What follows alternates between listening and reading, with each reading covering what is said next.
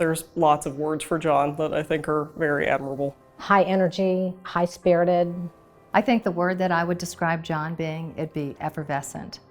He always comes into the building with a smile on his face, or if I greet him in the community with a smile on his face. And it's just that positive attitude that he likes to leave things better when he leaves them than when he came in. Exceptional. Passionate. Honest. Loving. Leader. He's contagious. His energy, his positivity, it truly ignites me. I mean, I can have a brief 30-minute coffee meeting with John and I leave jazzed. I leave saying, we can do this, we can conquer it. The ideas start flowing. So that's my favorite thing about John Anstey, is he's truly contagious. When you grow up on a farm, you come to understand a great deal about hard work, persistence, and nurture. These are lessons John Anstey took to heart. You see them in his nurture of family, community, causes, company, and clients. John has a special relationship with everyone who touches his life. But then again, John is a special person. John gives 100% to everything he does, and he loves all the people he works with. He's a family man. He loves Mary Washington, where we went to school, and he gives back to the school and to the Roanoke community. He's a good guy. He has such a combination of skills and leadership, drive, ambition. He is such a genuine person. He is always willing to help someone. He's up for anything. If it's a new idea, if it's a new business opportunity, if it's a new direction, he's ready to go. He's also very level-headed, which I think is great because some of us are not. And so it's nice to have someone that's always on an even keel. He's always got a can-do attitude. He never lets anything really stop him from doing it. And if he runs up on a roadblock, he looks for a way to overcome it, whether that be, when it came to the office down where we're at now, he didn't see it as a dilapidated building. He saw it as an opportunity to bring something back to life. Where his office is located in the old Gainesboro district, I think speaks volumes about his commitment to historic preservation and to this community. He took an old filling station and converted it into a really contemporary, wonderful office for the agency. John cares so deeply about the clients he serves. He takes that to a personal level, and you can see that. He cares also so deeply about his employees and their overall well-being. And on top of that, he has such investment and personal caring for the greater community in the Roanoke area. John, and I would say his wife as well, both of them have been great supporters of the school. As far as supporting the PTA and being a volunteer. John would come in once a week to read. They oftentimes come in just to have lunch with their children.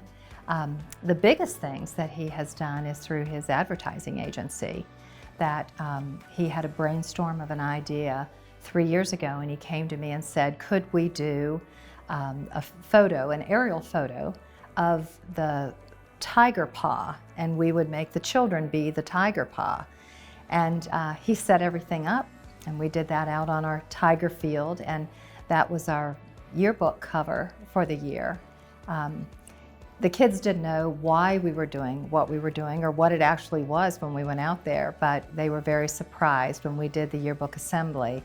And John came to that assembly, and not only did we have an opportunity to thank him for that, but he brought us a huge 10-foot banner that hangs in our gymnasium of the kids, and then he was kind enough to make a probably 11 by 14 photo, colored photo for every child to take home as a memory. One thing that struck me is that Roanoke has for a small community, has such a high level of creative talent here in advertising and web design and architecture. I mean, it's amazing. And John is one of those people who's really the tops of the tops. And so I would run into John because he's a community leader, so he's involved in projects. And probably most of it was his work on the Green Goat in the old Transportation Museum and how we transformed that building.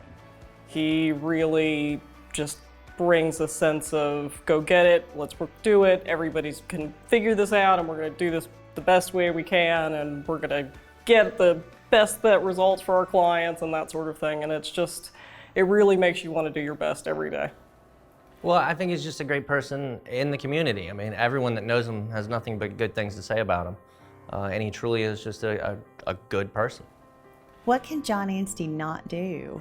I mean, I feel that there's, this is an amazing recognition at this time in his life and his career, but I think honestly, this is just scratching the surface. I think this is just the beginning. I think John Anstey's everywhere, whether he's with family, his girls, involved with their school, with their sports, with his alumni, with his college. I mean, there's so many, he spreads himself in such a good way that he's never thin, because again, it goes back to that loyalty comment I made. When he says he's going to take on a project or an organization, he's not just stacking to add to the list. When he does it 110%, and it truly is quality and not quantity. He runs a great agency. He's contributed vibrantly to the rehabilitation of Roanoke, and most of all, from my work with him, I think he's done a terrific job as the founding chair of the Mary Washington College of Arts and Sciences Advisory Board. From that, I know that John has great organizational capacities, has pulled together a pretty diverse set of people to keep them focused on a constant goal. He does it with great wit, and great humor, and really every meeting that he's run has been both efficient and a pleasure. John's enthusiasm, John always has a smile on his face. John is an amazing family man, and John appreciates where he comes from. He's great to work for. He is the most incredible boss I've certainly ever had. Every day's fun, every day's different. It's just a great environment, and I couldn't ask for anything better. Some of the best time I've spent with John has been on, say, like car rides, going to and from meetings. Because when we're going to a meeting, it's oftentimes just the two of us we can just kind of talk, and we kind of strengthen our bond a little bit, and then when we're kind of coming back from these meetings, it's always a great kind of a debrief. Like, how did we do? How did I really feel like John listens to me. I feel like everything that I have said has been heard, and it helps me to kind of reflect on how I'm doing. John, I'm so happy for you. You did an awesome job, and we're so proud of you, Anna, Charlotte, and I, winning the Silver Medal Award this year, and we love you. John, congratulations on your Silver Medal Award. It is so well deserved. Congratulations, friend. I could not be more proud and more excited for you and this award and recognition. It's so deserving. Enjoy and celebrate. John, from all of your many friends at Hollins, congratulations. John, you're so deserving of this award. Congratulations. John Anstey, you're one of a kind. You're one of a kind. John, you're one of a kind. John Anstey, you're one of a kind. You are one of a kind. John Anstey, you're one of a kind. You're one of a kind. John Anstey, you are one of a kind. You are one of a kind. John Anstey, you're one of a kind. Without a doubt, you are one of a kind. John Anstey, you are one of a kind.